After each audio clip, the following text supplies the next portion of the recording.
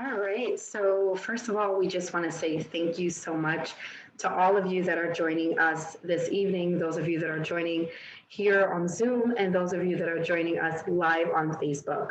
My name is Shanequa Moore. I am your host this evening, and this program, the COVID-19 Community Talk, is brought to you by More for District 12, which is my campaign. And I'll talk to you for a few moments about myself as well as why we're here this evening. Again, I'm Shanequa Moore. I am a licensed social worker. I am a mother and a community advocate. And for those of you that also know, I'm a candidate running for New York City Council and a special elections in District 12. And tonight, I am really excited just to have this conversation about COVID-19 and how do we stay safe as people? How do we protect ourselves? How do we protect our loved ones, our friends, and our family members? We'll be having some amazing discussions this evening. For those of you that are joining us via Zoom, there is a Q&A part of this panel, and we will be asking you to submit your questions through Q&A. For any of you that are not English, English is not your first language, and you may need to submit your questions in another language or in Spanish, please feel free to do that. Whatever is the language you're comfortable with. We do ask you to submit your questions that way. The chat box is also open. Please only put positive things in to our lovely panelists this evening. And again, your questions should go in the Q&A part. In the chat box, you can feel free to put in some things that you may want to say during the course of this panel and the chat box. For those of you that are on Facebook joining us live, I do ask you to use the comment section of Facebook.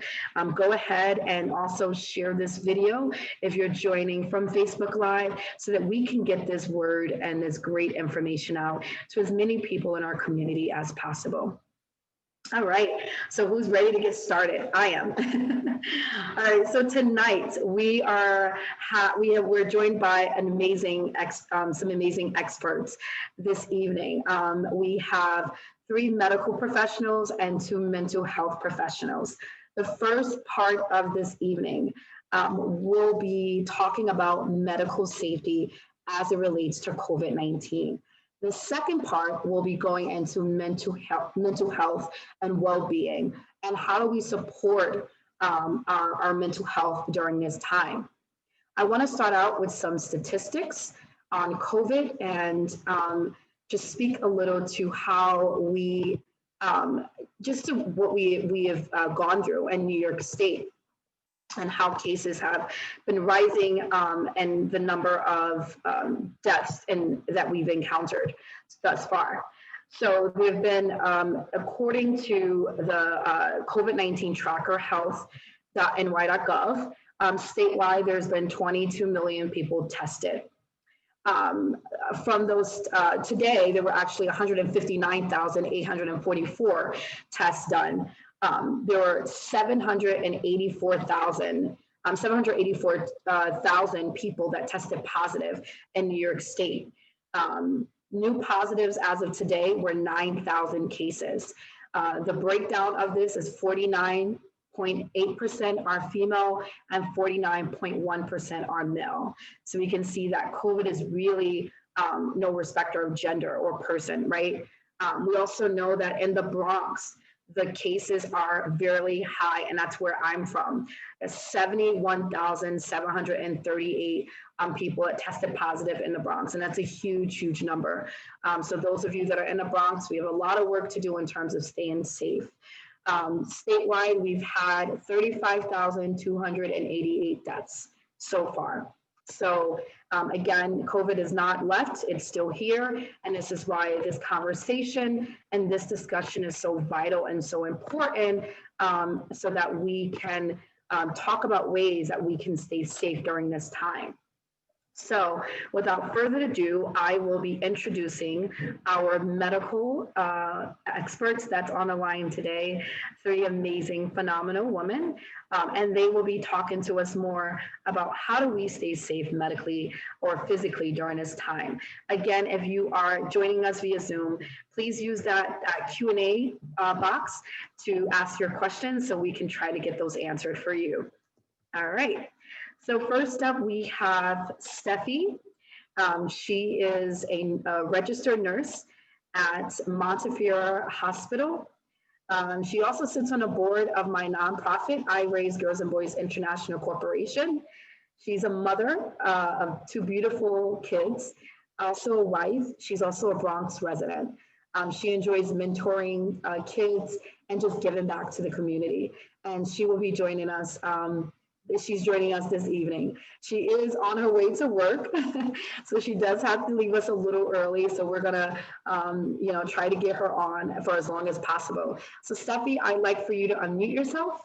If you can share your face, that'd be great. And just tell us a little bit about yourself in about 2 to 3 minutes. Hi, everyone. I'm so sorry about the camera difficulties. I'm using my daughter's computer, so I don't know if that has anything to do with it. But my name is Stephanie. Thank you so much, Shanequa, for the introduction. I'm a nurse at Montefiore, and I've been working as a nurse for 8 years now. And I am glad to be here. And this is honestly some unprecedented times, and things are definitely different. But I think as a community, we can get through it. Thank you. Thank you so much, Steffi. Next, we have Annabelle Duo. Please correct me if I said your name wrong. She's newly wed, so I do have to remember her new last name. And she is a medical professional at Lincoln Hospital. Did I get that correct? Currently, I was in Jacoby. Jacoby Hospital. I'm sorry, she did transfer. She was at Lincoln Hospital, not Jacoby Hospital, also in the Bronx. She's also a mother, and she enjoys giving back in many ways to the community, and just a really amazing woman. So I'd love for you to take 2 minutes and introduce yourself to everyone tonight. So my name is Annabelle Zua. I'm a medical clerk at, I was a medical clerk in Lincoln Hospital, and then I'm currently with a financial clerk in Jacoby. I'm a mother of a 2-month-old. I was pregnant during COVID, I was pregnant, and I also have taken the test 5 times and I tested negative. Well, 5 times while being hospitalized as well. That's awesome that you tested negative. You have to definitely share with us some of the tips that you have been following during this time. And lastly, but certainly not least, we have Heidy on the line, who is joining us. She is a nurse practitioner from Stony Brook Medical, and she is joining us this evening. And I'd love for her to share with us a little bit about herself in about 2 minutes. So Dr. Heidy Merius, work at Stony Brook Medicine Neurology Department and Sleep Medicine specifically. I've been a nurse since 2011 and just got my nurse practitioner, my doctorate in nursing practice in 2018. So definitely happy to be here to provide whatever assistance I can, especially in these unprecedented times. So much, Dr. Heidy. So let's jump into our questions this evening for our medical experts. So the first question is general, and that is, what can families do today to stay safe and to protect themselves from getting COVID? And I know that's a very general question, but I know a lot of our families are feeling afraid. We know that there's been a lot of talks about a second wave of COVID happening. And families are just, people are just really scared, especially our seniors and those that have underlying medical conditions and just really need to be reassured or just need that information. What are some tips that you can provide to all of us on how do we stay safe during COVID and how do we keep ourselves as much as possible? And I know that no promises, but at least whatever you can provide to us on how do we protect ourselves and stay safe starting with Dr. Heidy and then with Steffi and then with Annabelle. Yeah, so pretty much it's been what everyone has been recommending this whole time. Basic hand hygiene, wearing the masks appropriately. Back to the hygiene, you want soap and water for at least 20 seconds. I know they usually typically say the birthday song for all the families out there when you want to talk to your children. Sing the birthday song to themselves. Make sure that they're scrubbing really well, making sure that they're using that soap. To even get even more nitpicky, not even turning off the faucet just yet, getting the paper towel and then using to turn that off the faucet and then using that same paper towel to open up the door when you exit, going to that degree. In addition to that, with wearing masks, wearing it appropriately over your face, over your nose, over your mouth. Don't have it hanging off of your ear. Don't have it below your nostrils. That does not filter the air that you're breathing in, and it doesn't filter the air that you're exhaling out. So it's very important that you're wearing the mask appropriately, all according to guidelines. This is the information that most likely all of us are going to talk about is really what the CDC has been recommending this whole time. In addition to that is the social distancing. If you're not able to, continue to wear masks, but please, if you can, at least, and it's not at most 6 feet, it's at least 6 feet apart, making sure you're maintaining that distance, making sure that when it's very hard because they're the holidays and we're used to having our families with us, but keeping it with the nuclear family, that's also very key. Everyone is tired. We talk about the COVID fatigue and how I'm tired of wearing masks and I'm tired of social distancing, and it's so hard, but please be mindful that one life is so much more valuable and important than the time that we're spending social distancing. A lot of families, and I can name a few, I know of a few who during the height of the pandemic, when things first have come, they had gotten together, they didn't think it was very serious, and a life has been lost. And that's one thing that we don't want to happen to anybody in this community. Yes, it's happening all over the country, but I think what anyone can do on their own to be safe is important. And if they can, if you're celebrating the holidays, keep it with your nuclear family. Thank you so much, Dr. Heidy. That was a lot of great information that you just provided to us. And I want to now pass it over to Steffi. Yeah, Dr. Heidy's hit on a lot of key points there. Something else, I think that we're doing a lot so far because, I work on an adult medicine floor, and we've seen like a significant reduction of patients with COVID, even in the flu in general. Usually by this time of the year, we have a lot of flu patients, and just wearing the mask, hand washing, it's really helped a lot. I haven't seen any anyone with the flu so far. So I think we just need to continue what we're doing. There's been a concern about, supply of the masks, the N95s, but, you're just using a regular, having a cloth or something. Some people make it out of a sock or something, and, make sure we wash it often. I think that, that's helped a lot. Thank you so much, Steffi. Are there any particular masks that are recommended for families to wear? Any type of masks? I know I think there are masks that our medical professionals wear that are a little different from the public, but are there any specific type of masks that are recommended, if anyone can speak to that? So, it looks like Annabelle has something to say. So Annabelle, you have to unmute your microphone.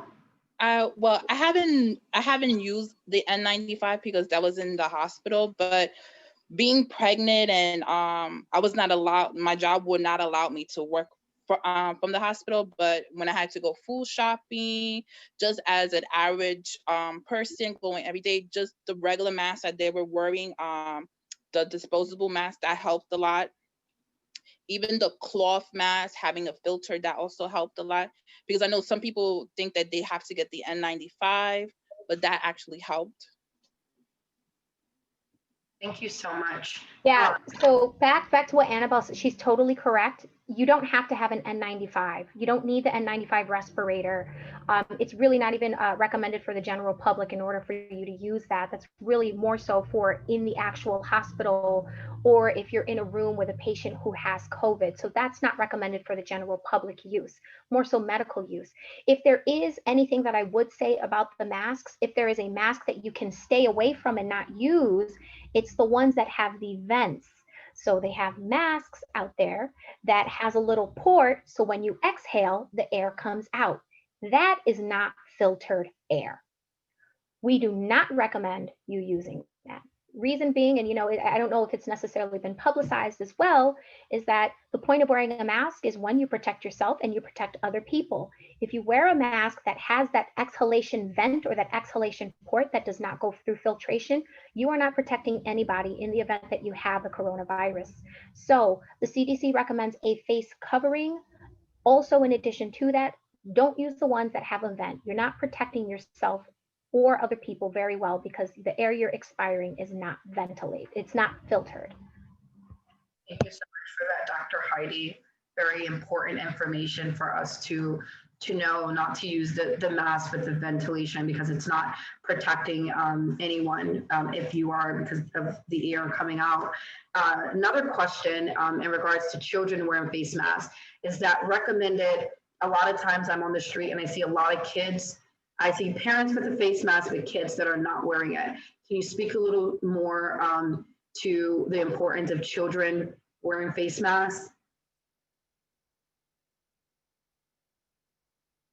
It's anyone can jump in. So if the children can try to, then try. It's very hard. And Annabelle, you have children? Okay, Annabelle can speak to this a lot better than I can. Go ahead, Annabelle. Well, I just gave birth a few months ago. I have a 2-month-old, so my 2-month-old will not wear a mask, of course. But if I go to the public or taking an elevator, I use a cloth, like a cloth over my baby, and I strapped her on my chest, and I strapped my baby in, and I put her over the cloth. The cloth is a little bit thin, but it's just like wearing a cloth mask, but that she feel comfortable. I get her to state that she feel comfortable, that she's not crying. Sometimes I put her a pacifier, just soothe her, and I put that over her. So when I take the elevator, if someone's in the elevator, she's protected. If I'm going to the store, she's also protected. But I really try not to take my daughter out. Only in emergencies, if I really need to go shopping, that's when I take her out. But that's what I use. I use a large, thin cloth that at least the air could be filtered. Thank you so much. And Steffi, I know you're also a mother of 2. Can you speak to that as well? Yeah, I kind of go with what Annabelle's saying too. Also, I got this stroller cover from Amazon. It covers, it's like a net. It covers the whole, stroller. So when I'm going to, my daughter is a year old and she wouldn't wear a mask. You put it on her, she's pulling it, and so I have that over her, like if I'm going to the store or something. But it's really challenging, like when you have children that age, even the older ones, like 5, they put it on for a minute and then they pull it down. It's not, like Dr. Heidy said, it's not on their nose, it's not covering their nostrils, nothing. So we just do the best we can and make sure that they comply as much as we can, and also limit how much we bring them out. If we can't afford to not bring them out, then that's better. Thank you so much for that, Steffi. And the next question is very general, and it's what are the common symptoms? And I know this is something that we can look up ourselves, but what are some of the common symptoms of COVID? How does it show up? And I know that varies, right? But what have you seen in your profession, Dr. Heidy, Steffi, Annabelle, to be the common symptoms that show up in adults? And does that differ within children in terms of the symptoms of COVID? And starting with Dr. Heidy. Well, one thing I definitely want to say is that, yes, there are common symptoms, but, please be mindful, everyone, that there is something called asymptomatic spread. So that's the reason why we are, the beginning of the conversation was, how do we minimize our risk of transmission? Washing hands, wearing masks, social distancing, trying not to be in close contact with a lot of people, because you can look totally fine. And I've spoken to people who have been tested, they did come out positive, and they were totally fine. Their family was totally fine. So, yes, there are common symptoms, but just because you don't have any symptoms does not mean you don't have the coronavirus. So now, back to the point of, okay, what are the common symptoms? It could be something that even looks like a cold, a sore throat, the flu, a fever. I know we're using the number 100, greater than 100 degrees Fahrenheit. So sore throat, cough, difficulty breathing, worsening fever. Sometimes there's skin lesions actually, and changes in those skin lesions. You've got the loss of taste, loss of smell. I'm not going to go through all of them because I want to share the wealth, but I'll start off with those ones. Thank you so much for that, Dr. Heidy, and definitely for highlighting the asymptomatic, those people that may not be exhibiting or showing symptoms, but they may definitely be positive. And that's really important to highlight and to remind people. Steffi, you have the mic next. Yeah, most common that I saw was, shortness of breath, a lot of coughing. There's definitely other symptoms, but that was the main one. And then, from the shortness of breath, now people start getting, we put give them oxygen, wear masks on them, and then unfortunately some people get intubated. So those are the common, symptoms that I was aware of. Thank you. And Annabelle?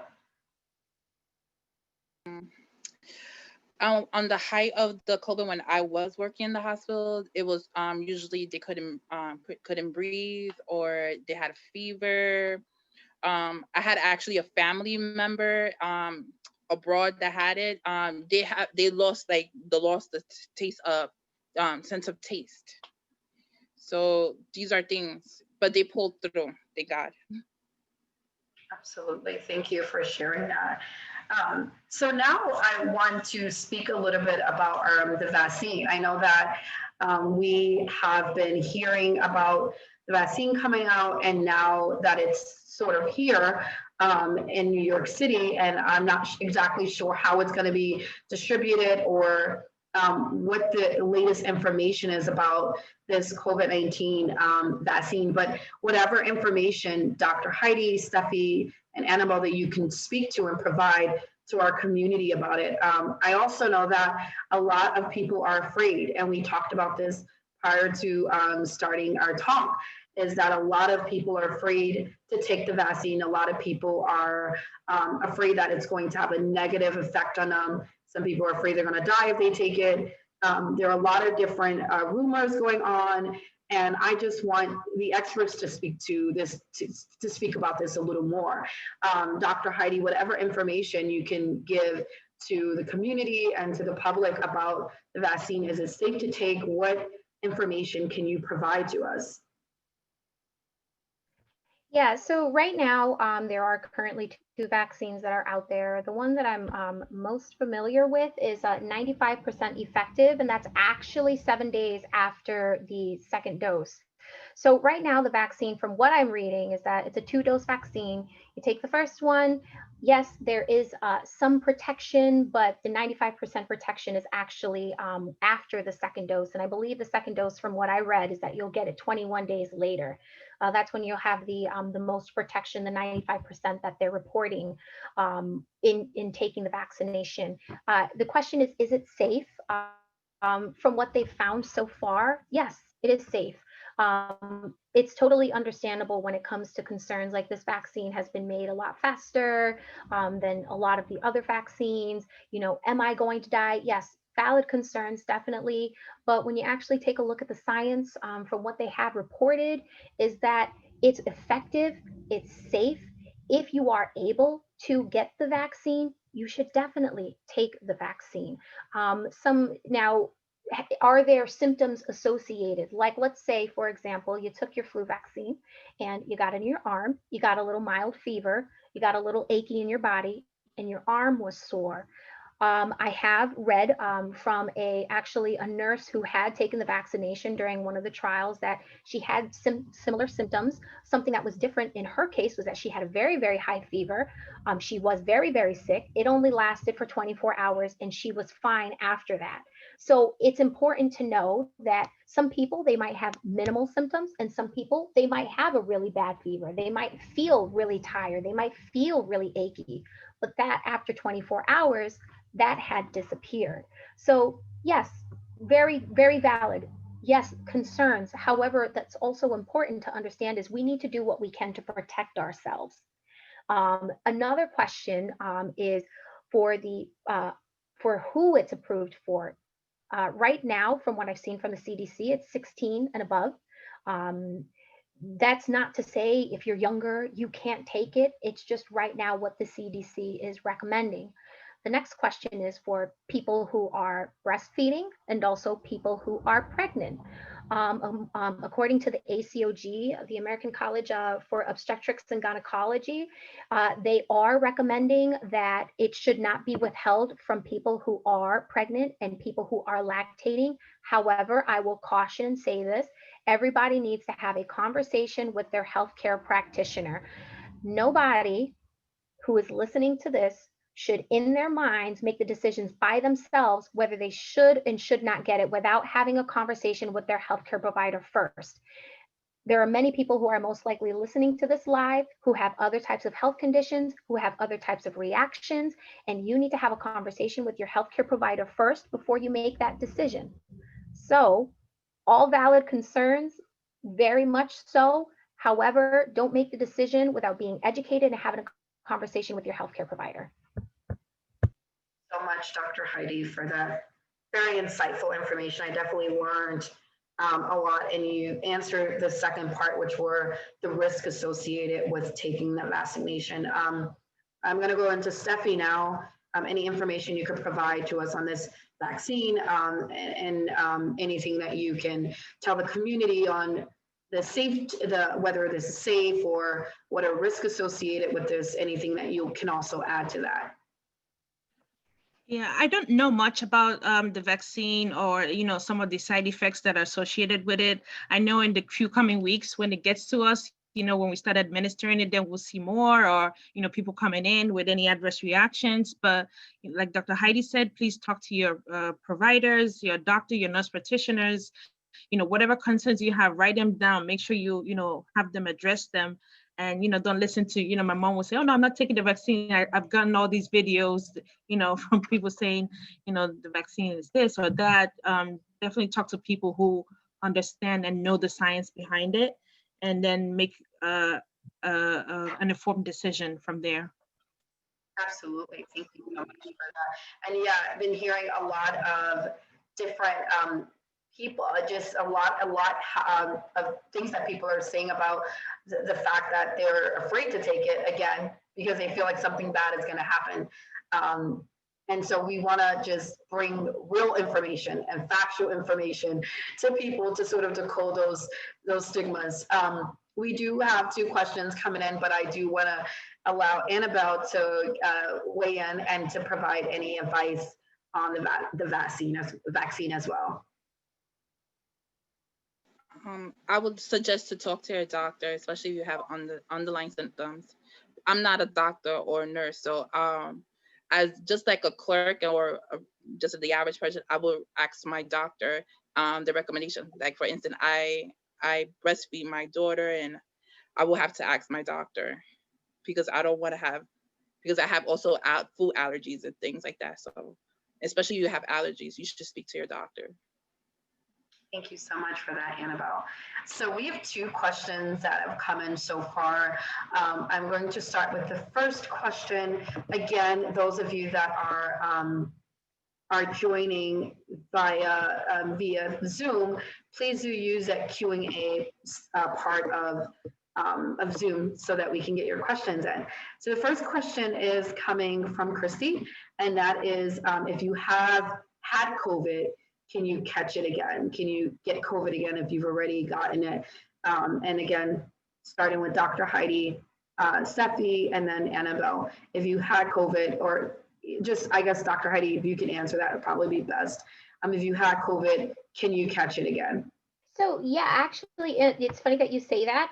Kind of in the height of the pandemic, one of the first confirmed cases that had it again, I believe, was in Hong Kong. And there's been a couple of other cases in other countries. The question is, yes, you can, but is it worse? Is it the same? Is it better? It's been mixed. So one person had it and they caught it again, and their symptoms were more mild. Another couple of people had ended up getting it again. And what happened was that they had a worse response as a result of it. So that's why it's important. We don't know whom you might be. You might be a person who might not be as affected or might be affected worse. The point is, you don't want to play with that game. You don't want to play with that fire. Continue to protect yourself. If there's anything that we can impress upon anybody today or tonight, is continue to protect yourself. Thank you so much. All right, so I will go into our next question. I see there are more questions coming in. And the second question is, what happens, is coming from Roger, and he's asking, what happens to those that don't have access to a primary care provider because they don't have health insurance or only have access to medical or public health insurance? They're asking, how would I get in touch with a primary care provider? So it seems like there's about two questions going on. The first part is, if they don't have access to a primary care provider, what do they do? And then secondly, how would they get in touch with a primary care provider? Steffi, can I give that question to you? Well, I don't know much about how to get in touch with the provider, but I know that we're mandated to treat anyone regardless of, what kind, if they are insured or not insured. So usually they come into the emergency room and then come to our floors, but I don't know much about, seeking help other than that. Okay, thank you, Steffi. Annabelle, looks like you're raising your hand. We're gonna give you. I could help you with that. If you are insured, if you have insurance, I encourage you to call your insurance company and ask if they could assign you a health provider, a PCP in your area close by to you. If you're not insured and you live in New York City, you could go to your city hospital like Lincoln, Jacoby, Metropolitan, the city hospital, Coley Island, Elmhurst. They will see you even if you don't have insurance. They will give you a scale. If you are not currently working, you will have to speak with a financial counselor. They will assign you a financial counselor. You just have to bring your ID. Sometimes they will ask you for proof of address or proof of if you're working or not. But they will sit with you. They will scale you. If you have to pay $5, $20, they'll give you what you could afford. They will help you for you could see a provider. And if you need medication, also in the building, they have pharmacies that they will help you. You just have to just go in and ask to get an appointment, or even call 311 and get the hospital appointment line, and they'll give you an appointment, and you will sit before you see the doctor with a financial counselor, but you could see you, but they will not reject you for not they will not reject you. You could see a medical provider even if you don't have insurance. Okay, so if you said if you don't have insurance, you can still come in to see a doctor. Okay. Yes, you do not have. If you don't have insurance, they will help you see a doctor. Thank you so much. And Dr. Heidy, any follow-up information you can provide for us? Yes, so federally qualified healthcare centers are also an avenue for those not going into the emergency or going to the hospital to access care. Federally qualified healthcare centers are definitely something that people who may have public health insurance or no insurance, they could use that as the entrance into obtaining primary care and also specialty services if necessary. I believe that there are also nurses, social work that are also available. So I don't know if Shanequa, if you can put federally qualified healthcare center, if they can kind of search for that term to help them find out what's available to them in New York State. That would also be very helpful for them. So I'm putting that in a chat box right now, the federally qualified healthcare centers, and I'm assuming that they're probably hospitals or clinics that are contracting to provide this service to those that are not insured or that have that public insurance. All right, so I'm going to go into our next question, and that is coming from Priscilla, and that is, would face shields be better for children? The question is, would face shields be better for children? I guess versus face masks.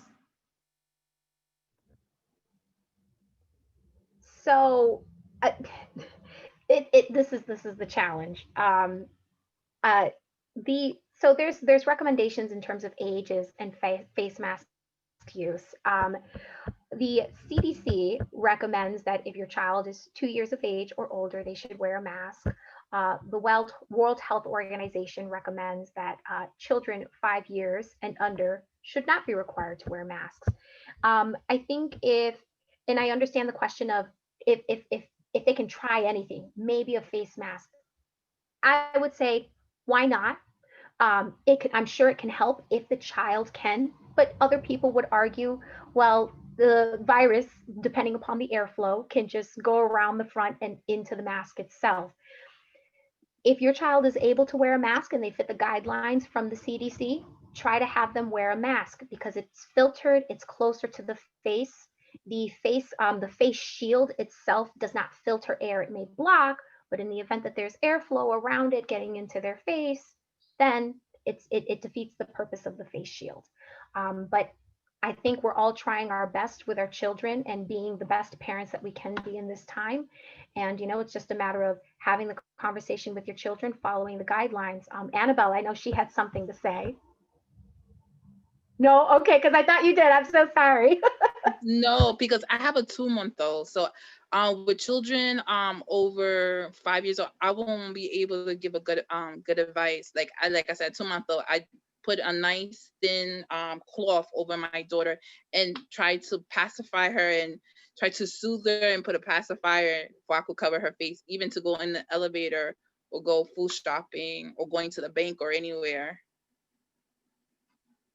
Thank you so much for both of those answers, especially coming from the parent side of it. I'm sure a lot of parents, especially of younger kids and babies, may have these questions. So I don't have any, I don't see any other questions in, but I'll give it about a minute. And as they're coming in, I would like for each of you, Steffi, Dr. Heidy, and Annabelle, to give any closing last words on staying safe or any other tips or information that you can provide to our community right now. That would be great, starting with Steffi, going to Dr. Heidy, and then to Annabelle. Yeah, like we've just said, wash your hands, limit how you touch your face, your nose, before you eat, when you go outside and come in, wear your mask when you go outside, and just continue what we've been doing so far. And I feel like we can get through this. Thank you so much, Steffi. Dr. Heidy? Yeah, so just pretty much agree with Steffi. Wash those hands, don't touch your face, don't touch your eyes, don't touch your mouth when you're outside. As soon as you get in the house, wash your hands, soap and water for at least 20 seconds. Wear those masks. Don't get tired. Don't try and slip it under your nose. Maintain your social distancing from people. the little that you do now, and even though I say little, it seems a lot for people, but the little and a lot that we do right now could really save a life. It could save the life of your friend. It could save the life of your loved one. It could save the life of anyone. And that's ultimately what we need to do now, is try to preserve as much life as possible. There is going to be an eventual end. Thankfully, we have a vaccine. Make sure you reach out to your healthcare providers to talk about the vaccine. Wait, as long as you're able to get the vaccine and to be safe. Like, I tell people, the joke I have with other people's is a rhyme. Think with your heart and stay 6 feet apart. Really, it's, yes, we think ourselves, but please be caring to other people. Be mindful of other people. Love each other to the point where you're like, I want to make sure you're safe, I'm safe. Let's do this together. And once this is all over, yes, we can all hug, we can all do that. But let's get there first. We have to get there first. That was really great and resonated with me, that think with your heart and stay 6 feet apart. And it reminded me of some new information that I heard at a webinar prior to this. It was by the Test and Trace Corps. And one of the individuals that presented actually said, if someone comes into your home and they're a visitor, even if they're a relative, you should still practice social distancing and wear your face mask. If they don't live in that house, that's something that should still be practiced. So, that was new information for me, but again, reinforcing what Dr. Heidy was saying, think with your heart, stay 6 feet apart. And I know it's hard, especially when we have family members that we want to hug and that we want to be close to. We do miss that. And we'll talk more about that in our mental health part, but that was great. Thank you so much, Dr. Heidy. Annabelle, any tips that you can provide or advice, last words? I agree with Steffi and Dr. Heidy. Sometimes you just got to think about the other person and be kind. Wearing a mask. If you don't have soap of water, a hand sanitizer, have it close by you in your bag or in your pockets if you're outside. I sanitize keys. I sanitize my phone. I also send it because my husband goes out a lot. He's the one that works the most. He's in and out the house. We put our shoes at the door. We spray with alcohol. I clean the light switches with just wipes, bleach wipes. Clean your keys with clean your keys, or even the locks on the door. Things that you touch all the time, like your refrigerator, consistently clean it because everybody's sharing it, opening in and out. Even the handles in your house, just on the bleach wipes, just wipe them down. Just simple things. And when you're out, just a lot of social distancing. Especially, I have a baby, so I try to social distancing just to keep her safe when I go food shopping. Well, that's a huge one too, Annabelle, going food shopping and keeping that distance as well. Yeah, that was a lot of great information. So we are about to wrap up from our medical experts. We had Dr. Heidy, our nurse practitioner, Stephanie, our registered nurse, and Annabelle, our medical clerk, on the line. That gave us a lot of great information on how do we stay safe, how do we protect ourselves. We talked about that vaccine that we are often afraid to take, especially in the Black and Brown community. And we've heard from the experts that you should talk to your primary care provider about the vaccine. And it is encouraged to take it, but definitely have that conversation first with your healthcare provider. Let them give you that that information, because everyone's medical condition is different and is not the same. So you definitely want to check in with your medical provider about that vaccine. And again, I love to conclude with what Dr. Heidy said, and that is think with your heart and stay 6 feet apart. I love that, Dr. Heidy.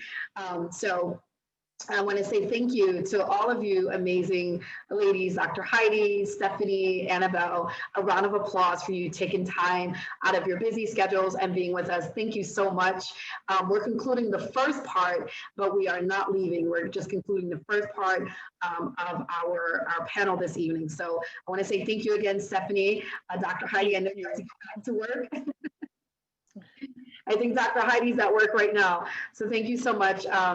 Thank you for joining us. Have a great, great evening, and we will be in touch. Now we will be transitioning over to our second segment, and that is mental health. And before we go into that, we actually have someone that's a wellness coach on with us. Her name is Christy, and she is going to be taking us into a nice wellness activity. Christy has been a wellness coach. I met her during COVID, and she's super phenomenal. She has trained many professionals, not just in New York, but I also believe in other states. And when she speaks, you'll see what I mean. She has a very calming just persona, and it's just super amazing. She has also done a lot of wellness sessions with some of the staff at my company, I Raise Girls and Boys, and she's such a jewel. We're so blessed to have her on tonight. So without further ado, I am introducing and allowing Christy to lead us into a wellness activity. And Christy, anything you like to start out saying is absolutely fine. Thank you. I just want to mention, I actually had COVID. So I did have it, and it was interesting that I was the only one that showed any symptoms, and I never had a fever. So it's important that we do what the professionals are telling us to do, and taking that into wellness and into what I do, which is mindfulness, and understanding that right now there's a lot of uncertainty, which goes into our fear. And people are fearful for themselves, their families. They're fearful of what's going to happen next. We have the vaccine that's here. So there is hope that's starting to come up. And one of the things that I've been sensing from a lot of the people that I work with is that uncertainty, and how that uncertainty can cause us to get pulled out of the present moment and have many, many thoughts that come up in our minds, which takes us away from ourselves. It takes us away from our families.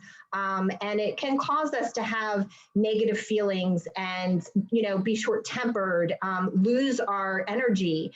And what we're doing is we're taking ourselves away from things that we should be paying attention to, because all of this influx of information that we get on social media and on television from our friends and our families. And what we do is we come up with our own scenarios of what we think we should be doing and how we want to continue in our lives through our perception of what's happening here right now. And one of the things that I want to talk about tonight is understanding your thought process. One of the things that happens with mindfulness and what I teach is just try to teach people how to get here to the present moment.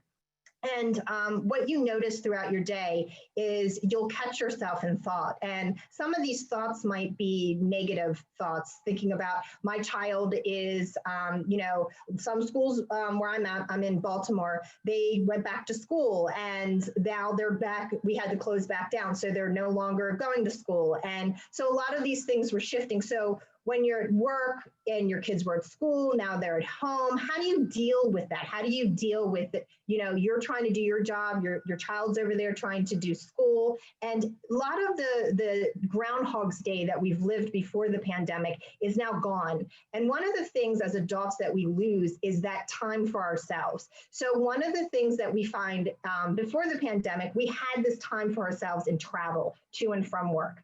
And a lot of people never really realized how they needed that time to decompress before they walk through the front door, or when they walk out of the house and go in their mode of transportation, what they were actually doing, maybe listening to music, calling a friend, reading a book, or just, staring out, daydreaming, or if you're on, the bus or the subway, catching a couple Z's in there that you might not have been able to get the night before. So what I want to talk about in this first part is just understanding how to truly kind of slow yourself down but find places inside your home where you can start adding that maybe commute time. I know some people might have a 10-minute commute. Some people might have a half an hour, whatever the commute time is, and start thinking about where can you implement that into your daily routine, but make it about yourself. And I know it's hard. You're in the house, you might have 3 kids, your significant other, or another family member that's living with you, and you may have a small home and you're like, where am I supposed to go?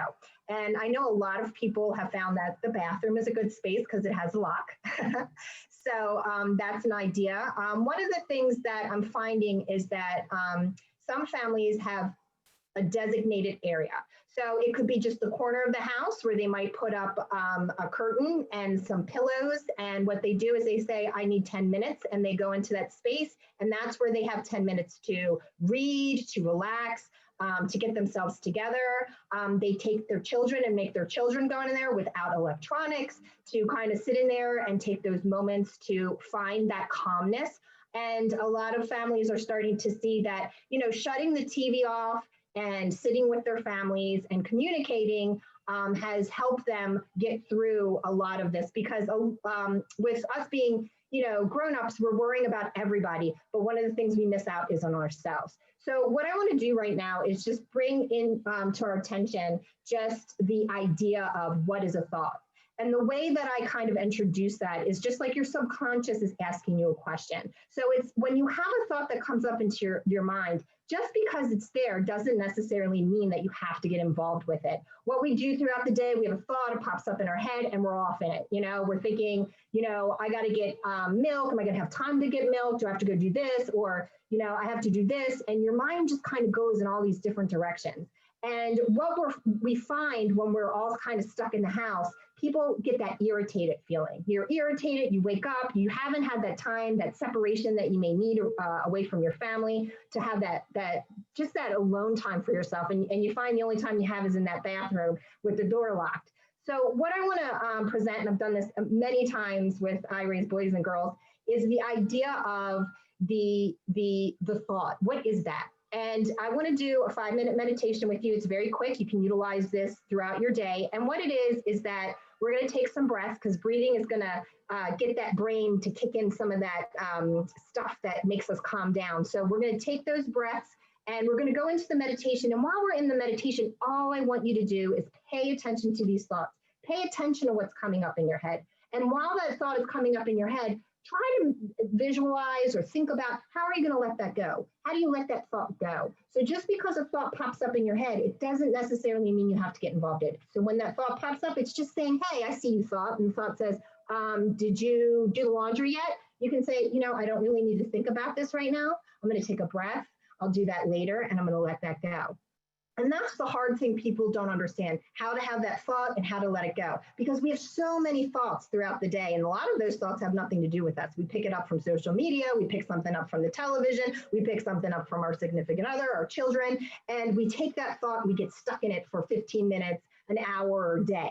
So what this process is with mindfulness is truly trying to get you here to this present moment, because in reality, this is the only moment that's real. And when we can get to this moment, it's like a reset button. It calms everything down enough that we can kind of catch ourselves to go, okay, I'm in my kitchen, I'm okay. I'm not actually going through this thought. I'm not living that thought. I'm going to calm myself down and bring myself down to this present moment. And I'm going to tell you, if you learn nothing from me today, it's breathing.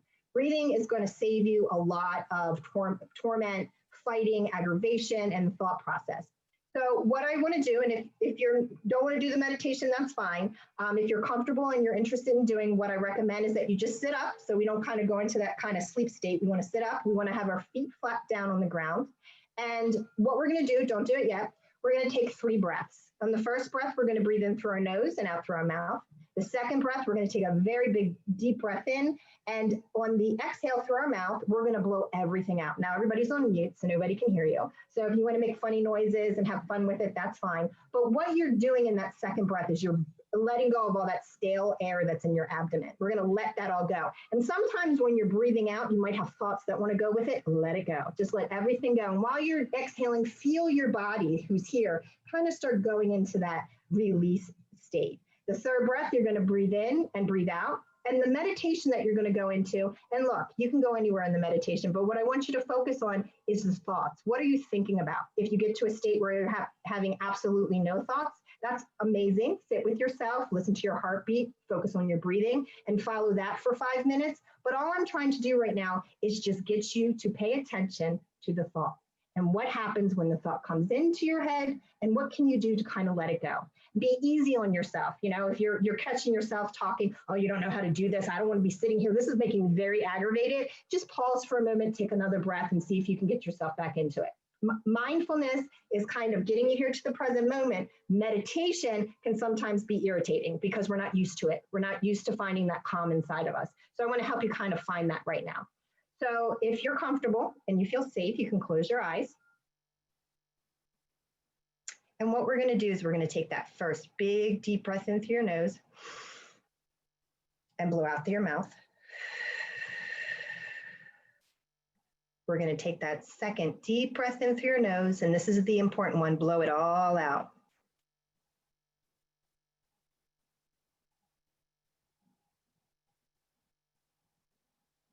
And now I want you to take another deep breath in and blow out. And sit with yourself now and allow the thoughts to come up and float away. I'll keep track of the time and I'll find you in 5.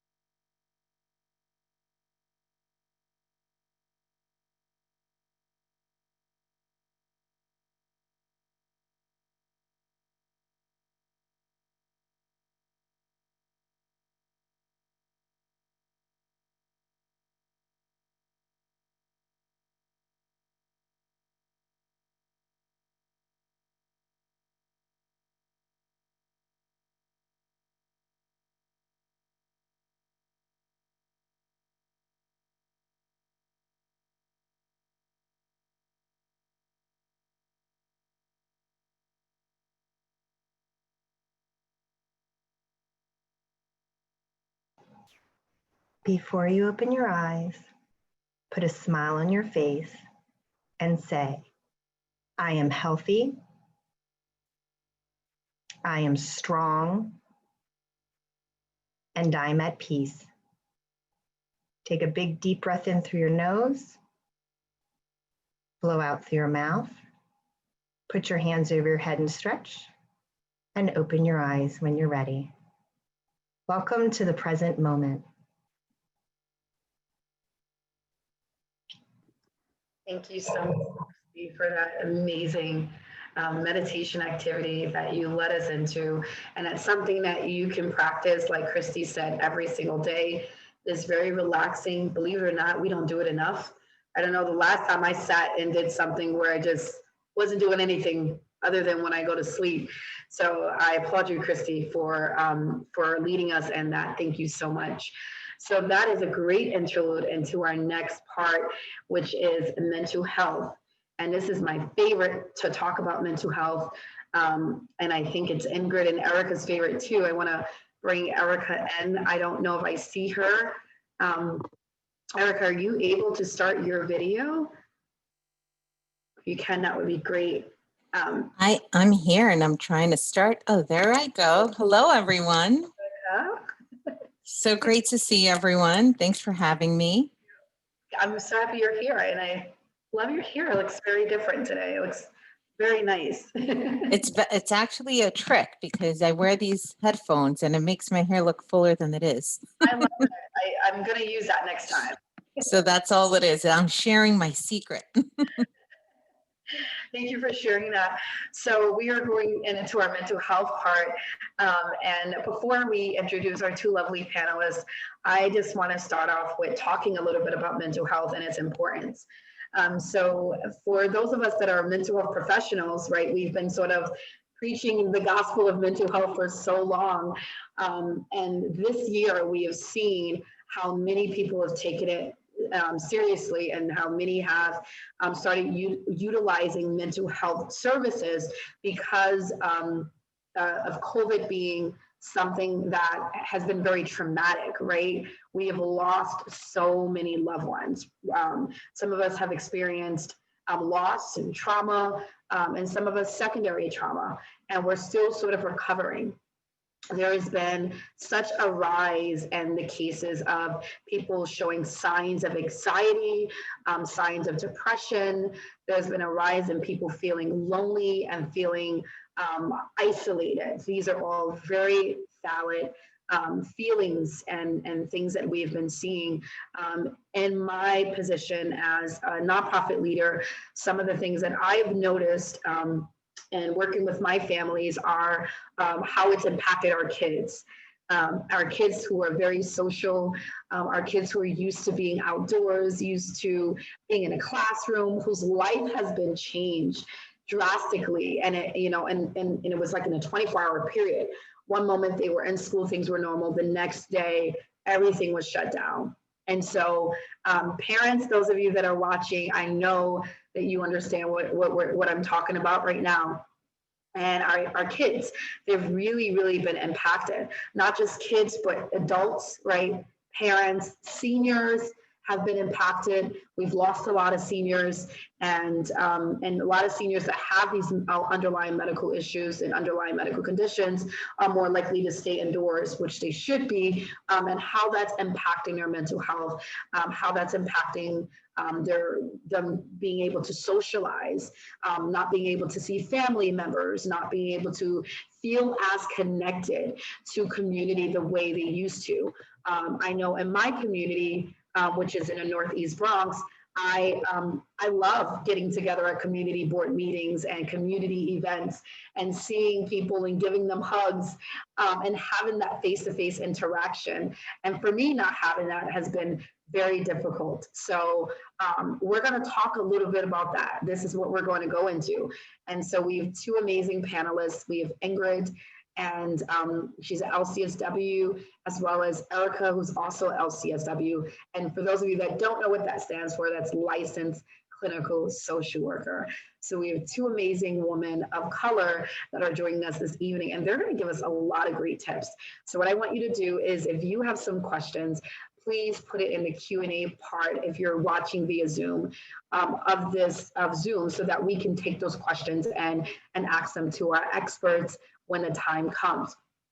So I want to start off by introducing each of them, having first Ingrid talk a little bit about herself and tell us where she works, what her expertise is, and anything else that you like to share with us, Ingrid, followed by Erica, who's also a very wonderful colleague of mine and mentor, and she is also the president of the board of directors of the National Association of Social Workers, New York City chapter. So really amazing woman. I'm so excited to have this conversation. So Ingrid, we're starting with you. Please tell us a little bit about yourself, where you work, what your expertise is, and anything else you'd like to share with us. Hi, everyone. My name is Ingrid McFarlane. I'm actually a social worker at Cohen Children's Medical Center, which is the Children's Hospital of Northwell Health. I actually work in oncology right now. So I work with, children and young adults who are going through cancer diagnoses and their families. I really focus on, working with adjustments to illness, trauma, anxiety, depression, and working with families coping in crises. I'm able to speak Spanish and French fluently. Entonces yo hablo español. Entonces si hay personas que tienen preguntas ahora, pueden preguntar en español. Si vous parlez français, je parle français aussi. Si vous avez des questions, vous pouvez poser des questions et je peux parler avec vous. Okay. Also, Erica will talk about, Erica and I are starting up our agency, actually helping families in crisis and essential workers called Communities Cares, which we're launching in January. So Erica will actually talk more about that, but we're excited to work with families in crisis and essential workers, just really helping through this, just like Shanequa discussed, mental health, we need our physical health, but we also need our mental health to help us to get through. Even some of my patients going through cancer treatment, if they don't feel physically motivated, they don't feel well. If they feel that they're going to be sick, they feel sicker than they normally would. So, mental health is very important. And I think we're all starting to understand that. And we want to break down the stigma of, if you need to seek help, that something's wrong with you, you're less than, you're not worthy. We all see that this pandemic has affected everyone, whether you're a professional, a blue collar worker, homemaker, it doesn't matter. Everyone has been affected by, all this crisis. So we're here to help, and we're hopeful that we're able to give you helpful tips today. I'll pass it on to Erica. Hi, everyone. Thank you so much, Ingrid, for the introduction, and Shanequa Moore as well. Incredible colleagues to be here and sharing in this space. It's an honor and a journey for all of us to really support our communities. And as we thought about the name of our practice, it's Communities Care, because we really believe in communities caring for each other. And so it's really important that we recognize our needs as individuals, as family members, as a individual that is in a place where you are working outside of your home or you're not employed. There's so many things that are happening within our space right now. And there's a lot of anxiety and a lot of distress. And it's all based on uncertainty, on trauma. When you think you're about to take a breath and you think that things are okay, another thing is really impacting your mind and impacting your family. I just want to recognize the losses that we may have experienced, and just take a moment to acknowledge those who are not with us here today, and to the families that are grieving, and to the families that are experiencing this tremendous grief, which doesn't there is no time limit in healing. The time is individually based, and it can be a very long process and a journey. And And I just want to note that and just acknowledge that, because there is no easy fix, but we're here to support each other every day, every moment, and we will try to get through this together. And so I'm here to support. And Shanequa, please, again, thank you again for the invitation. I also have a private practice, and I work solely with essential workers, with teachers, with medical professionals, with social workers, and also with parents and teens and adolescents and young adults in college, because I think that's what's really what's happening, is that our parents are really overwhelmed with managing multitasking, and then our adolescents and our young adults who are supposed to be in school, and they have a hybrid schedule, and some colleges are not open, and there's a lot happening, and so I'm here to share as much as I can and help serve as I can. Thank you. So much, Ingrid and Erica. Let's jump right into our panel questions this evening. So the first is going to be coming from the category of children and families. I know we sort of touched on it a little bit, but we've noticed our kids have been impacted in so many ways by COVID, and mentally and socially.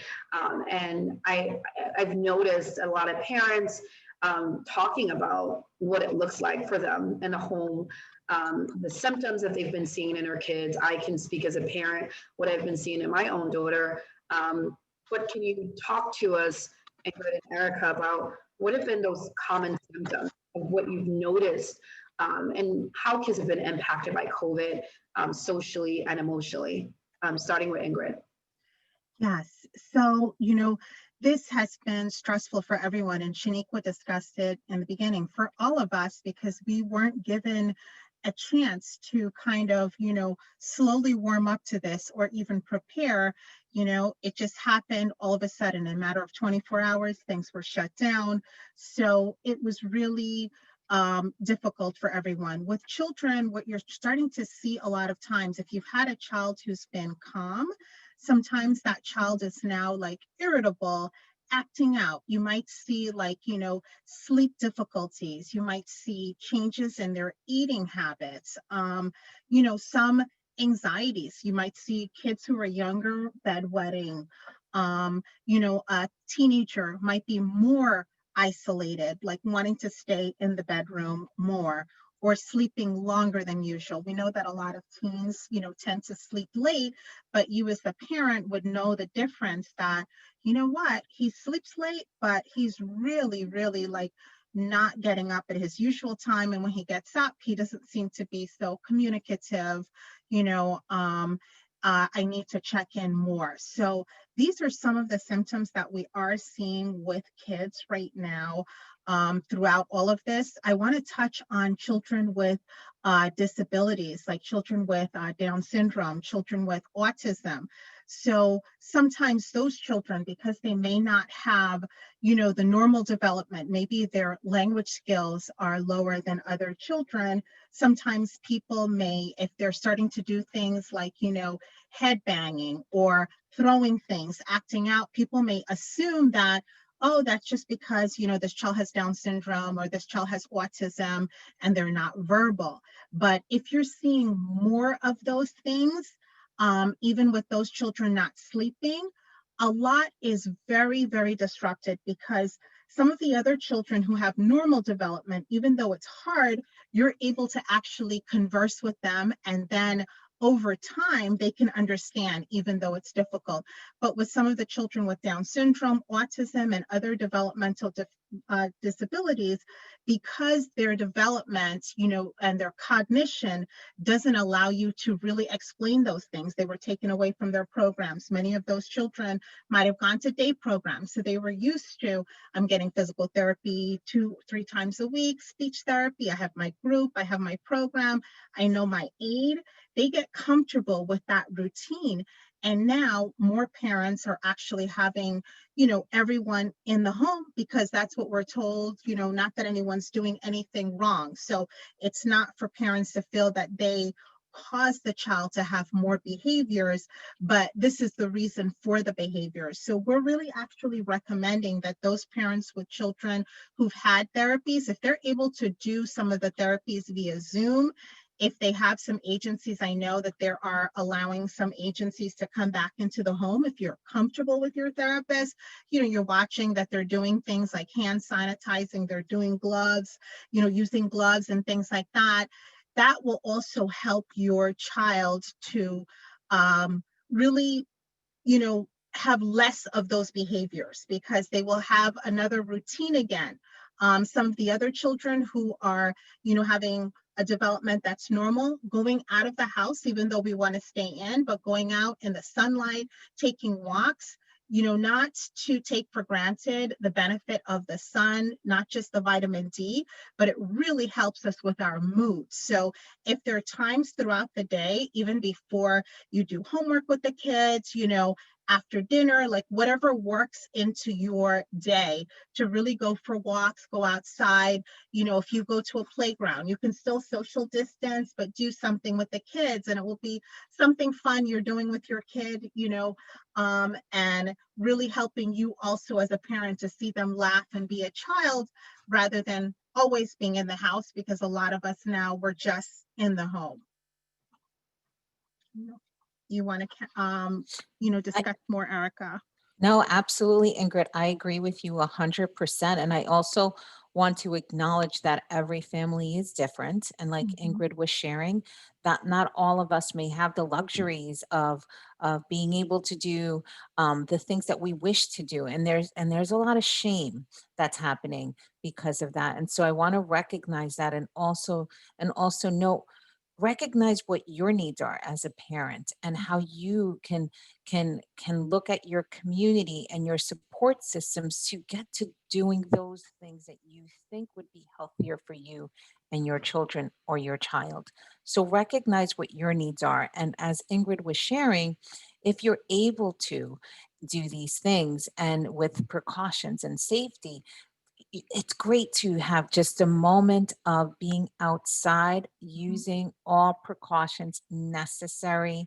Mask, socially distance, time is so important to ensure that you have just that little moment of just even walking around the block. Now, that may not be something that you're able to do.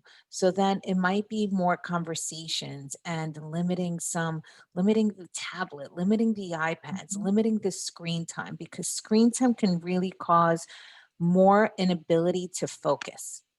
And if you have a child that is in a hybrid schedule, remote learning, they're already in front of a screen. They're already trying to observe information that is not that easy to observe because they have never experienced that. They have been in a classroom with their friends next to them, with knowing that they're going to have recess soon, knowing that they're going to have lunch together. Those as Christy was sharing before, it's like that walk for adults that we now take for granted. It's like, wow, that walk to the train and getting to work was amazing. And now I don't have that and I miss that. Almost replicating that for your kids as well as just like creating some kind of structure. Okay, we're going to get up and go to school now. We're going to get dressed to get up and go to school. Maybe taking that extra 5 minutes to walk around the block and saying, this is the time that you are going to be in school, and so on. And sometimes with implementing these just little tiny tips and techniques, you might see some kind of results, very small results. But then also after your class is finished, what do they do? What are they doing? Are they talking to you about their day?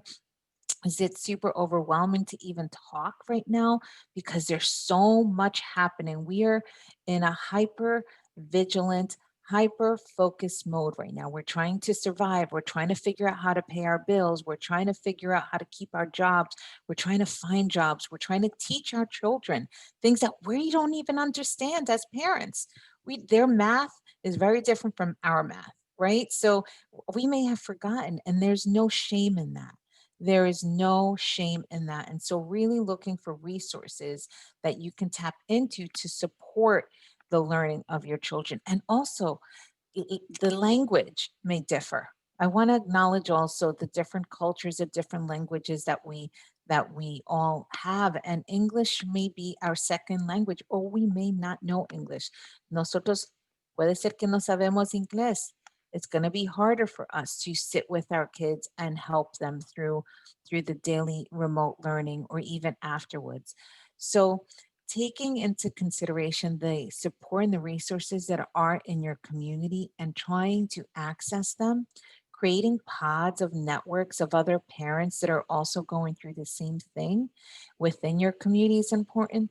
Look to see if you can connect with other parents to really bring a community together via Zoom, and seeing how you can come up with tips and supporting each other and the children that are in the same classroom or the children that are in that community. Pods are super important of support. And in addition, there is opportunities to remove that tablet and just maybe play a game, if you can, a card game, a Monopoly, a board game. They're probably like, what is that? Why, what are you taking out? But it really does wonders. You just kind of saying it's family time. It's a moment for us to put our electronics away, sit together, and just talk to each other and communicate and look in each other's eyes. And if you're not knowing how they're doing, maybe you want to normalize it by saying how you're doing, by really kind of sharing, I know it's tough right now. I had a bad day today. I had a bad day. Mommy and daddy and caretakers may not always have a bad day. That we might try to be stoic and really push forward and be strong, because we don't want our kids knowing that we're experiencing the anxiety that we are experiencing or the sadness that we're experiencing. So just ensuring that you can normalize it and saying, today was tough. This is what happened to me. And then they might share more. Instead of asking, how was your day? They're going to say, good, boring, one word answers, or might not talk, or say, I don't feel like talking. And then just kind of just bringing up different topics that are easy to flow, ask questions, play. Even if they're teens. I mean, I still tell my family, I want to play games. Today's game night, Uno night. Everyone stop what you're doing. I need an hour of just to look in your eyes and just let's connect and see how we're doing and check in with ourselves. Just take those times. There's a lot of nightmares that we're experiencing as we are awake. And that is so, so important to recognize and to really create some structure. Even if you can connect with some of their friends. I see a lot of parents creating groups that they are trusted circles, that they only connect with each other and they're very safe and they socially distance appropriately so they can normalize something in this very abnormal time. And so those are some of the quick tips that I would suggest in really trying to understand what they're experiencing, having more conversations, and normalizing for them by sharing your experience as well. If you're noticing that they stop talking, there's probably because they have a lot to say and they just don't know how to say it. And they don't know how to unpack it. And maybe they don't want to worry you because you have a lot of worries right now. And there's so many things that are happening for each of us. So really recognizing those signs so you can try to unpack it in a very normal way. Thank you so much, Ingrid and Erica. That was super insightful. And I took some notes here for myself as a parent, as a mom, some things that I'm going to start doing immediately. Like getting that Monopoly, that good old Monopoly back out. We have actually Monopoly for girls, so it's always fun because we always have the upper hand with that one. And definitely getting the card game out, implementing those game nights is super essential and important. Thank you for that. So I want to go into, and Erica, you touched on this a lot, as it relates to parents, the twofold question. The first is, how have you noticed stress in parenting during COVID? And the follow-up question to that is, how can parents practice self-care while parenting in this new normal? So the first again is, how have you noticed stress in parenting during COVID? And the follow-up is, how can parents practice self-care? Starting with Ingrid and then going with Erica. Okay. Yes. Obviously it is very stressful because, now parents have to do everything and they're still working, the ones who are working from home. So that's a very stressful environment. And if you have little ones, and some people have more than one child that may need help, say there are like technical difficulties with even them connecting on Zoom with their class, or even just doing something, making sure that the younger kids are actually sitting and attending to tasks, and they're trying to do work, they're doing a Teams meeting, for work, and they get interrupted. Thinking about bills, like Erica said, thinking about loved ones that you haven't seen and how you're going to manage this. So I think definitely a lot of parents have had stress. They have people who are having their own, Erica touched on nightmares while awake, but I know that I have also a private practice, and I have spoken to parents who are having nightmares after watching the news because of hearing, like, the death toll, or, the rising cases, and they themselves not sleeping well because of everything that's going on. So, we really try to have parents, we talked about this before, if you're able to take a walk, even if it's just around the block, it's a good thing to just clear your air.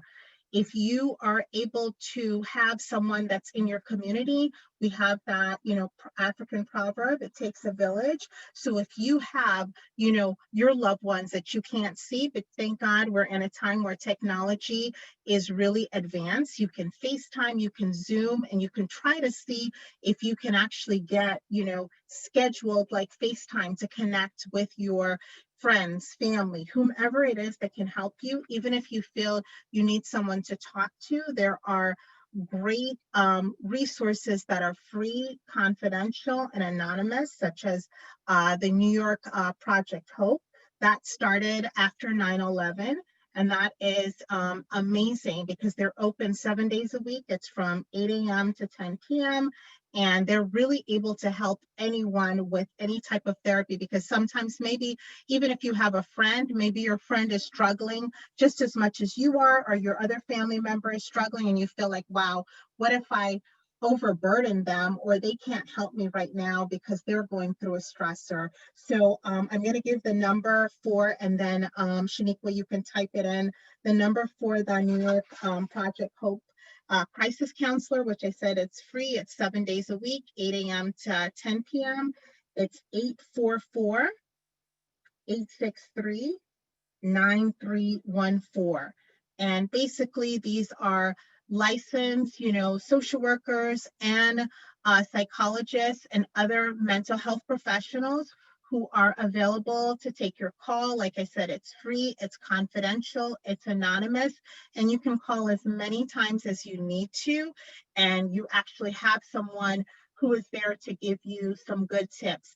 What Christy discussed, trying to do some mindfulness, even if it's, some people, you need to breathe. And I think we all forget that, how important it is to breathe and really just take a moment to be mindful.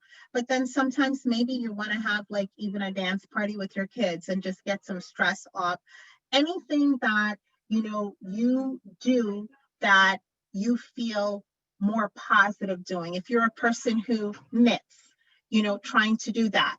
If you're someone who paints or draws, that's something really helpful.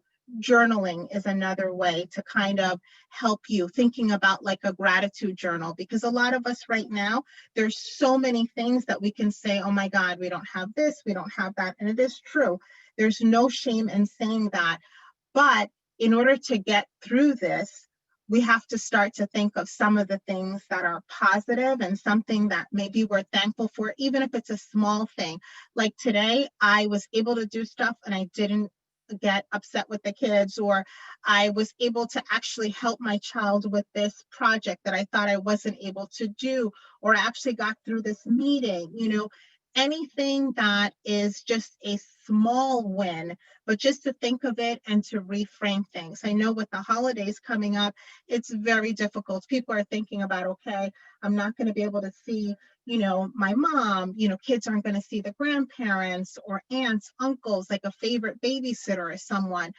I feel that, because we have the technology, schedule those like calls with grandma, or even just to, we talked about seniors, really sending out like a little video call to grandma, just something to make her happy, let her know that they're thinking about them, but then your child realizes what she's done to connect with grandma, so that this way there are things to do. So that also helps you as a parent, helping your mental health when you're actually seeing that your child is feeling better about certain things, but then you're also connecting with, your family, your friends, whoever is in your circle that's going to help you.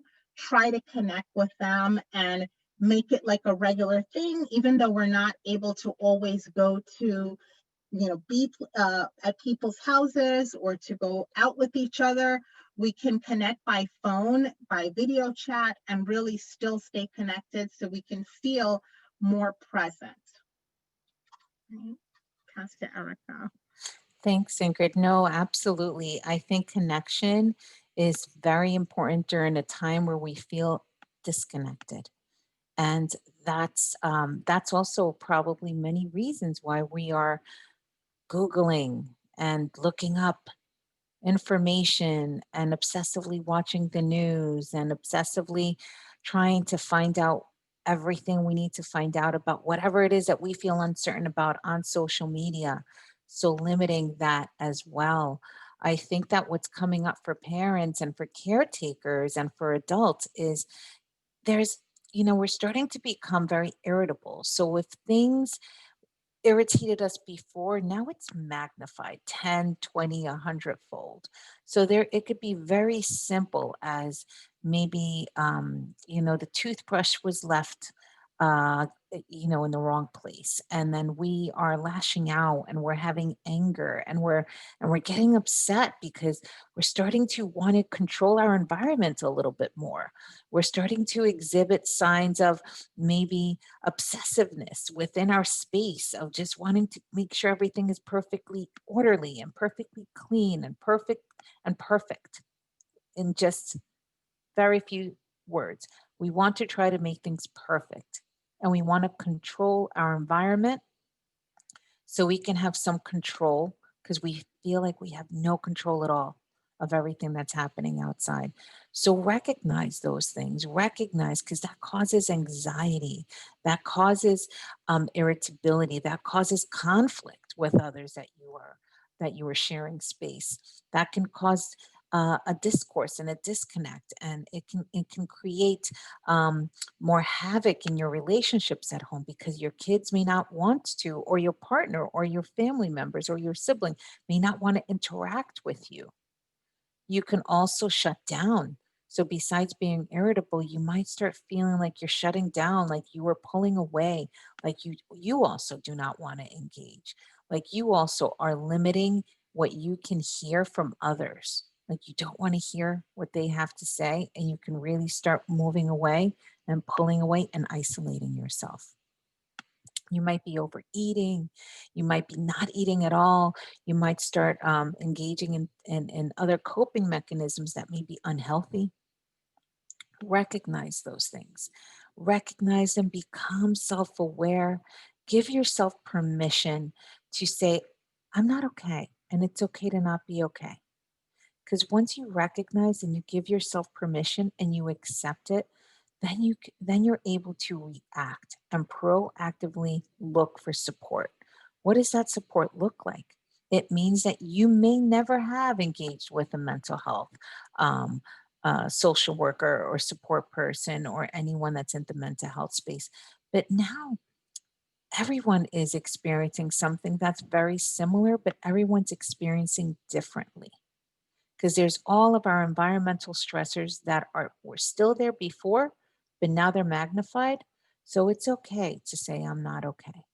And where do I go to get that support? And I know there is long wait times at different clinics. There are, but don't give up. Try to access the clinics.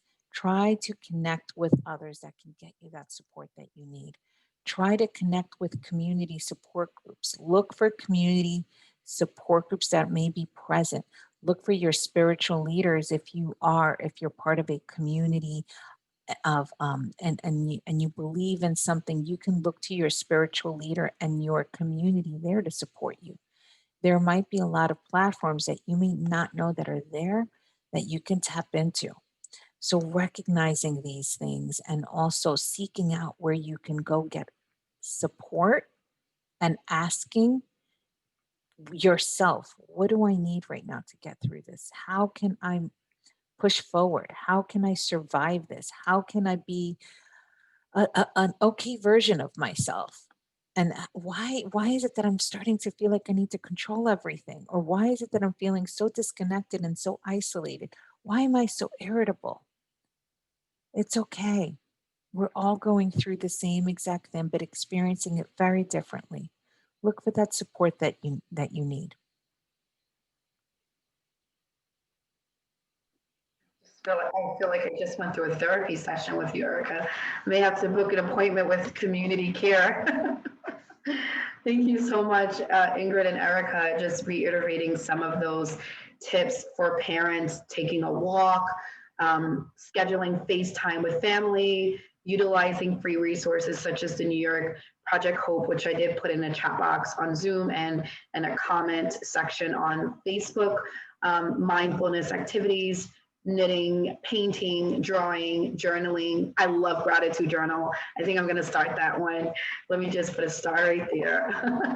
Reframing, which I think is super important. Looking at things from a positive view or positive perspective and thinking about the things that may be going good, or thinking about those things that you are grateful for. And then connection in a very disconnected world. I love, Erica, what you said about being self-aware and recognizing. I don't think we recognize sometimes what we're going through. When we're frustrated, when we're overwhelmed, we sometimes are not in tune with our own selves. So recognizing is the first step, and then seeking out support, finding out what do you need right now to get through this, and then being proactive and getting that support. And if you do need help, we will be providing follow-up resources to you all on different ways to seek out support in your own community. So time is going by really fast. This is such a great discussion tonight. We only have about 8 more minutes with our amazing mental health professionals. And I do want to get to another question that I think is so important, and that is about our seniors. We know that seniors are more likely to feel or be isolated and to be quarantining during this time. Those seniors that are feeling disconnected from their families, disconnected from their communities, how can we support them if we have seniors or elderly individuals in our family? What is the best way we can support them as a family, and then as a community? If there are any other mental health professionals or others on the line, any advice that you can provide to them on how we can best support them as a community, and then more on an intimate, a personal level, how do we support them within our own family, starting with Ingrid and then to Erica. Yes. So, with the seniors, some of our grandparents, they live alone. Some live in homes. Some live alone, but with a caretaker, like a home health aide, maybe in shifts there with them. So really trying to check on them. One of the things, Erica talked about it, being connected in a disconnected world.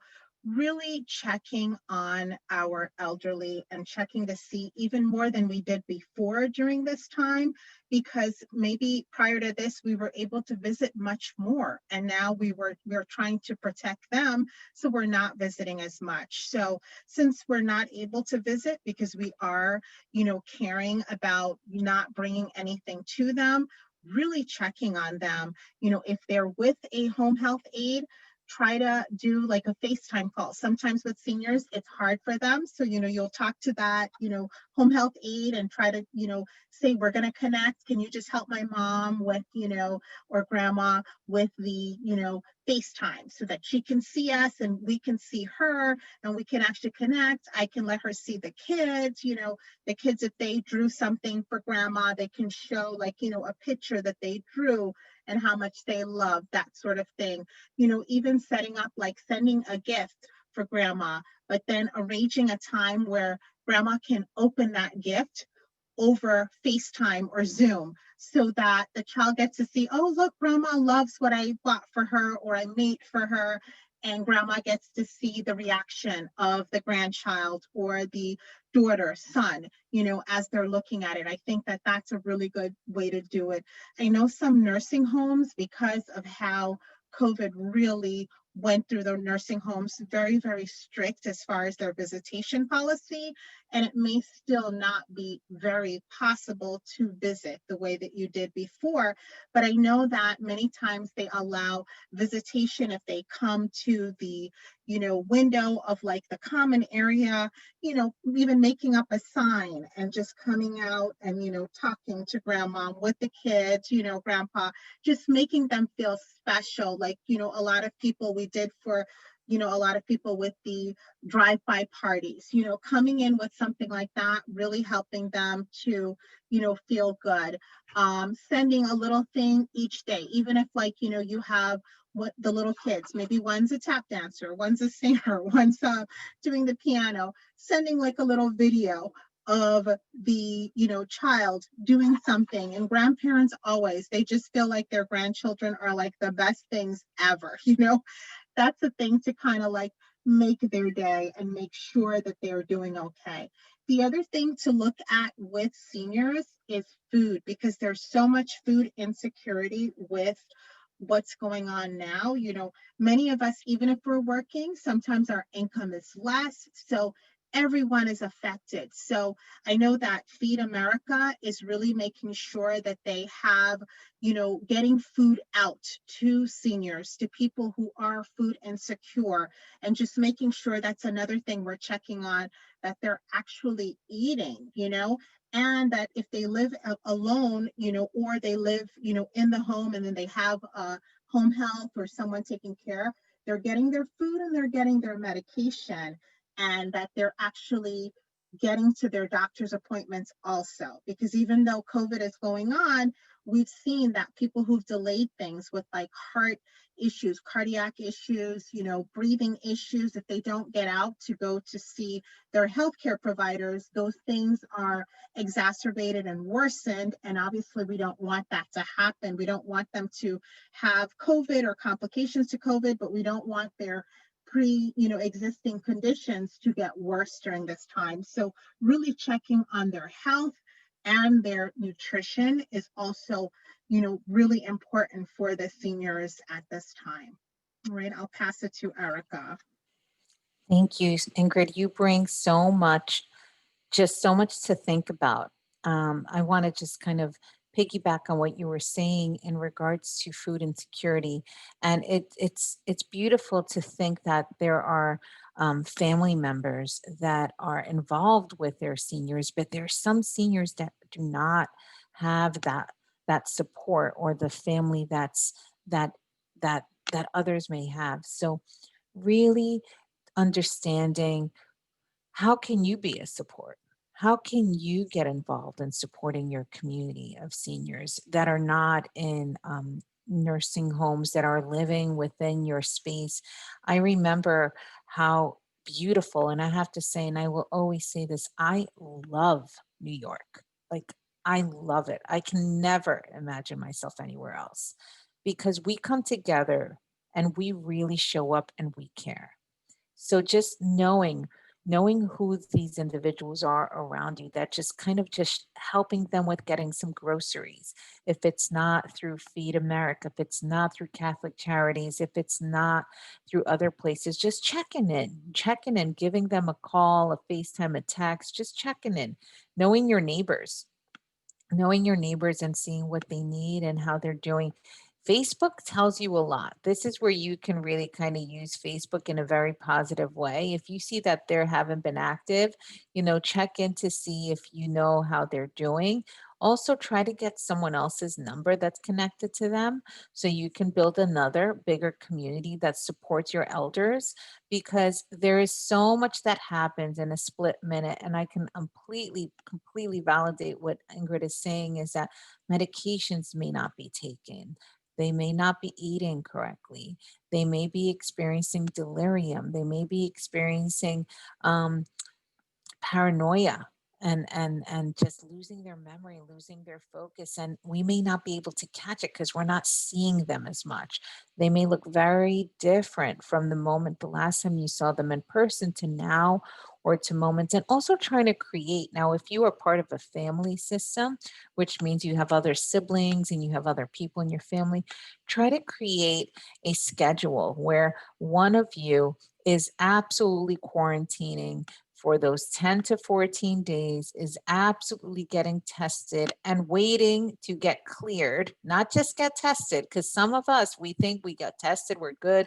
We have to wait for that result in order for us to rotate being part of their life and lifestyle. Creating a schedule amongst your family, creating a structure so they're not feeling alone and they're feeling like someone is coming in to check, and ensuring that you always practice safety precautions for them and for yourself the most. So ensuring that you are completely tested, cleared and negative, quarantined, to go and create a schedule and support your elders that are part of your family system or are part of your love and community. I think that's very important. I think what's happening is that we become very discouraged. It saddens us. It saddens us to see our elders age. It saddens us to see what is happening to our neighbors, to our community. It saddens us because we know that we are all human and we are going to experience that one day. And we can't do anything right now to help them, but we can. We just have to be super strategic and tactful and try to figure out innovative, creative ways of doing it. Very, very, very sad for us to pull away because of the sadness. We do it all the time. If we're feeling uncomfortable about a feeling that we're having, we're not going to walk into that feeling and say, I'm really uncomfortable. Let me walk into that feeling. No, we're walking away. We're taking a step back, and we don't want to be involved in it as much because we don't want to see it because it saddens us.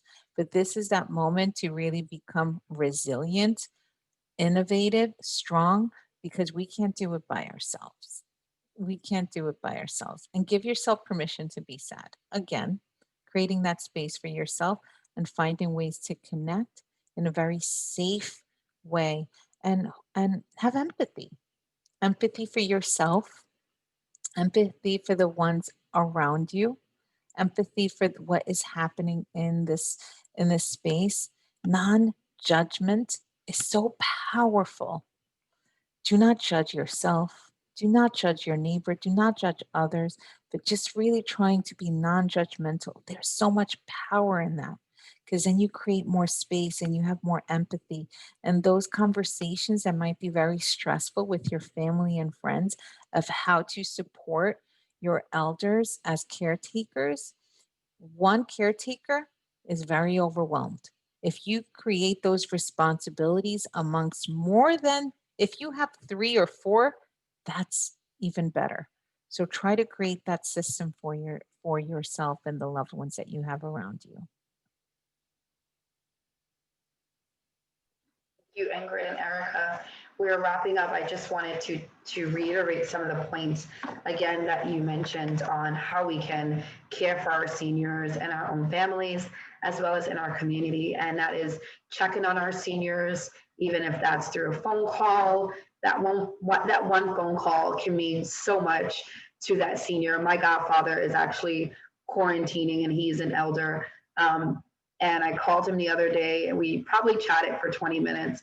And I can tell you, I can see his face, but I know it was bright. It was really brightening up, and he was really happy just to hear my voice on the other side of that phone. So a phone call, it makes all the difference. Scheduling, again, those FaceTime calls, coordinating with a home health aide if your grandmother or grandfather or parents or loved ones don't know how to use that device, coordinating with a home health aide if they're available to assist, sending gifts and seeing those reactions, right? We miss out on those reactions face to face, but scheduling those times and watching them open up that gift and watching their faces, it's so important. Those are the memories we create.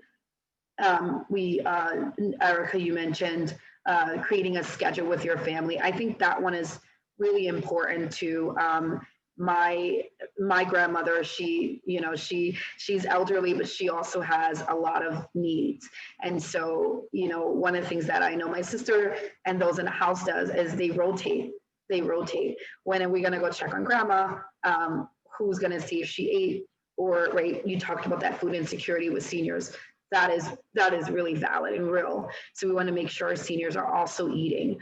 And then leaving that last tip, Erica, which was resilience. And sometimes we do pull away when we're sad because we don't know what to say, or sometimes we're just so uncomfortable, or it saddens us to see our loved ones and certain conditions. But pulling away is probably not the best advice or the best thing to do.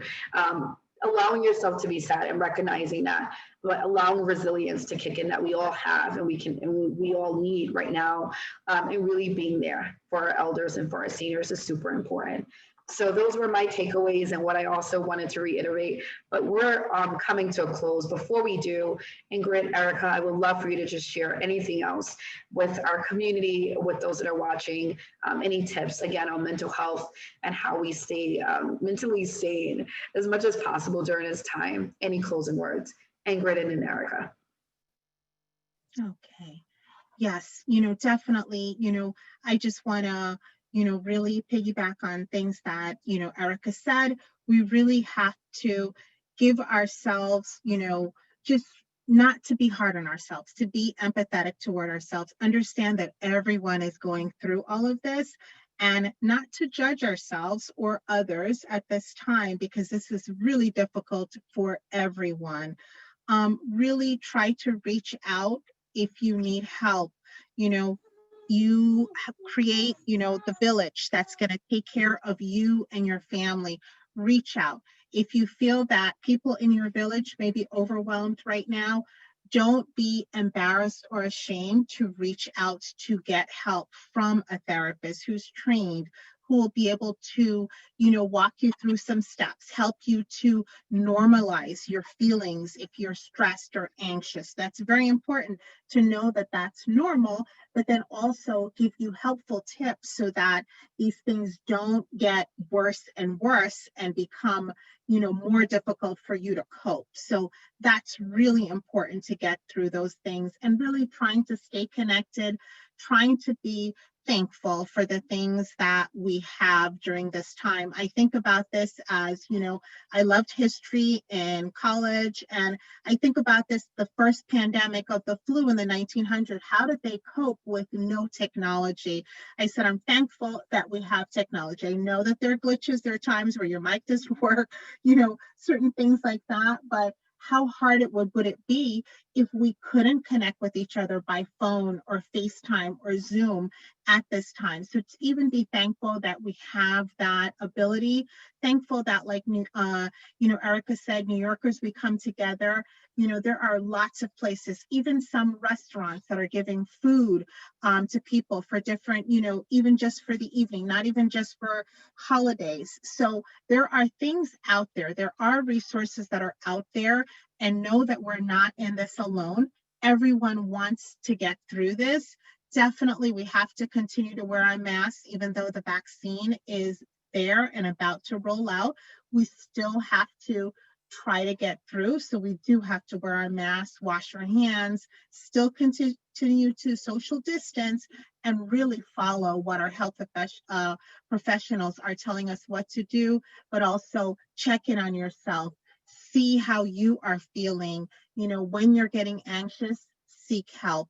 When you see your children are, you know, exhibiting signs and maybe you feel that you're not able to help them, seek help for them. And, you know, don't feel that you're a bad parent if your child is exhibiting those things, because it is not your fault. It's not anyone's fault. This is really a difficult time. Okay. Thank you so much, Shanequa, for allowing us to be a part of this. It was a pleasure and an honor. Right, I'll pass it to Erica. Thank you so much, Ingrid. Thanks, Ingrid. So yes, it's, you know, how you respond to stress during COVID-19, again, it can differ for each individual depending on your background, depending on your social support and family or friends that you have. It can depend on your financial situation, your health, your emotional background and the community that you're in. So we just want to acknowledge that everyone is different and everyone is experiencing it differently. People who are at a higher risk for severe illness from COVID-19, for example, are more hypervigilant about COVID-19 and really ensuring that they are not putting themselves at risk. So you might see a lot of more anxiety, more angst in those individuals, and just recognizing that and not being not being judgmental and being empathetic and really recognizing how you can contribute to their support of what their experience is. And then also there's children and teens. Again, children and teens, they show up differently. And so, you know, knowing your child, you know, right now, there's a part of this. I would like to say that I've been gifted with time with my daughter. I have more time than I've ever experienced in a year. I spent so much time with her, and I'm so grateful for it. And because of that, I got to know her a little bit better. I got to know her a little bit differently. Get to know your kids, get to know what works for them, what doesn't. You know, there's an opportunity here to really create different memories for you and your children. And also, when if you are a caretaker and if you're a family member or a loved one of someone that is a caretaker, there's different stress and different angst that comes up. And so you may not have the opportunity to really kind of be mindful and really kind of take care of yourself because you're a caretaker and you're also caring for your family. So take some time, make some time without the guilt, without the shame. Make some time, because if you can't take care of yourself, you can't take care of anyone else. And so that means seeking support. And if you're more likely to have had a substance use problem in the past, and you could start feeling it's coming, it's triggering, it's coming up to the surface again, recognize it. There are groups out there. There are groups that you can connect virtually to get that support. Group work is so important. You can see how you're not alone by hearing someone else experiencing the same experience in a different way. Tap into those support groups.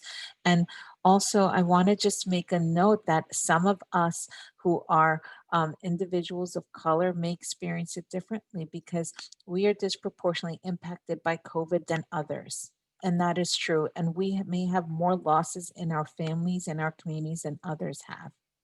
So it's okay to say that. It's okay to be angry. It's okay to recognize the disproportionately systems that are in place right now. And how can we come together to continue to support our community by taking a moment to really looking up those resources to see what's out there for us, what's out there for our family members.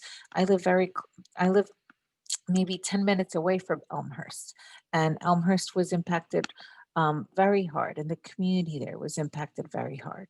And I know that a lot of our communities have. So there's no easy way out, but I know that together we can rise above it. And that's my saying. Together we rise and we can continue to rise above this.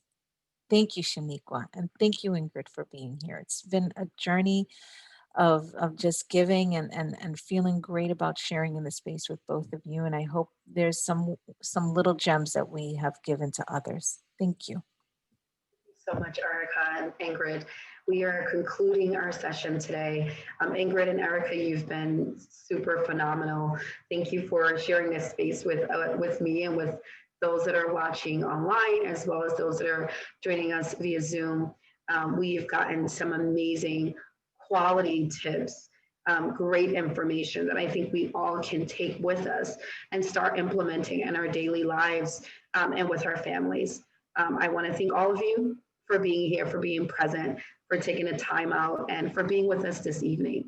I am going to allow Christy, our wellness coach, to provide some quick tips on how we can continue meditating and taking those meditation guidelines that she gave us earlier in our everyday lives. Ingrid and Erica, thank you so much. Have a great evening, and we'll stay in touch. Thank you, Ingrid and Erica. Great information. Loved it. I just want to kind of grab what you said. And one of the strongest tools that I teach is the idea of gratitude. Finding things to be grateful for. That feeling can really take us out of a tailspin and coming back into that present moment with gratitude. So real quick, I just want to give you a quick tip on how to do that. And it all goes back to that breathing. There's a million different breathing techniques out there. So you can always find the one that works for you. But when you feel overwhelmed and you start to feel like you've lost control, you feel irritated, aggravated, and you're not truly present in what's happening in the moment, take those breaths, bring yourself here to the present moment. And the one thing to kind of feel is gratitude. The first thing is if you don't know what gratitude feels like for yourself, take time to find that feeling and really implement it in your life.